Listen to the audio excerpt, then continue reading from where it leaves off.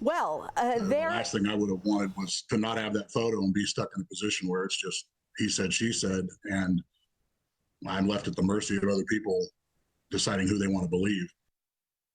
Yes, that is the question. A Hanford man is reaching out to Fox 26 News, hoping to clear his name. He was publicly linked to a sea lion decapitation near Monterey. We first brought you this story last night. Authorities released his photo and offered a $20,000 reward for information leading to his arrest. Fox 26 News reporter Myra Franco spoke with the man tonight and has more on how one photo proved his innocence. Myra. Kim, James Beats says he learned about the wanted flyer with his photo on it from a friend who had came across it online. That's when he says he immediately contacted the investigating agency to clear his name. He spoke with us about what happened the day the report was filed and the false accusations. No one ever expects to see their face on a wanted poster, but that's happened to James Beats of Hanford. Yesterday, I got bombarded with texts and phone calls with my face on a wanted poster. And, I was stuck in a position where I'm having to defend myself from something I didn't do. So he's speaking out to Fox 26 to clear his name.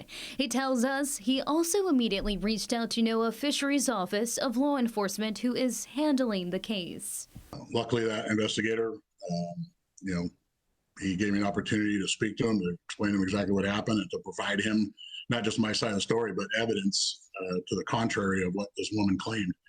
First, let's tell you Beats' side of the story. He says he and his daughter were looking at a dead sea lion at Point Pinos Beach in Pacific Grove when a woman approached them out of nowhere and accused them of stabbing and decapitating the animal. He says they were simply looking at the animal, but things got heated with the woman, so they left.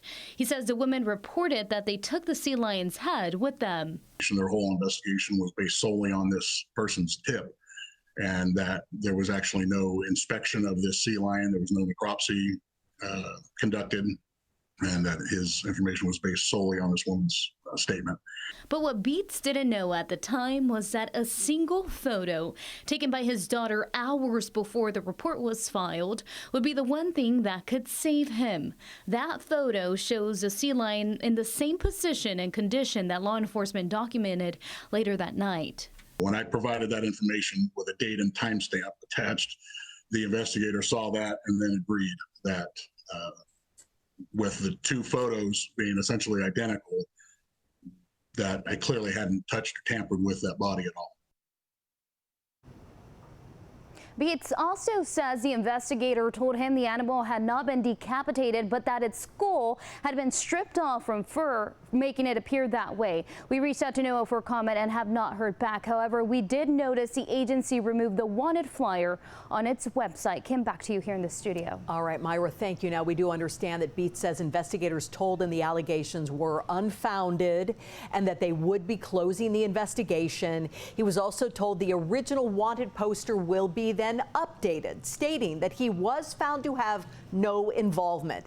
And as Myra just said, we checked with the website this afternoon, and the new update reads, the individual has been located and was determined that no marine life parts were removed from the beach. We thank the public for their help and concern in this matter.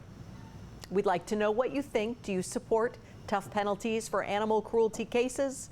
And as expected, 75% of our viewers say yes. Chime in with your answer on our website. All you need to do is go to kmph.com/poll or scan the QR code that you see on your screen.